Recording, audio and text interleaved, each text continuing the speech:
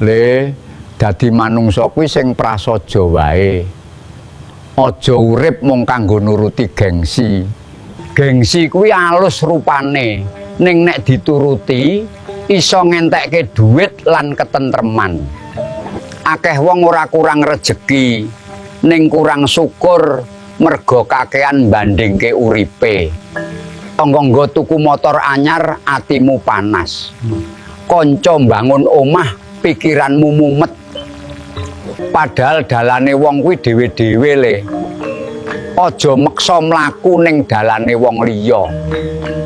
Urip prasaja kuwi dudu tandha mlarat. Kuwi tandha atimu wis ngerti cukup. Sing gawe awakmu kesel dudu uripmu, nanging kepinginanmu katon wah ning ngarepe wong. Aja tuku barang mung merga isin. Isin kuwi ora iso mbayari cicilan le. Akeh sing gayane sugih ning turune ora nyenyak merga mikir utang saben wengi.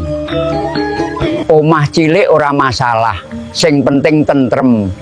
Omah gedhe percuma yen isine sambat. Klambi biasa ora ngurangi ajining diri. Sing ngasorake kuwi watak dudu sandangan. Mangan sederhana ora ngisin-isini. Sing isin kuwi mangan enak ning atine ora tau syukur. Le, wong sing tenan sugih kuwi dudu sing pamer, nanging sing atine ayem. Aja nganti uripmu mung kanggo nyenengke mripate wong, nanging nglarani awakmu dhewe.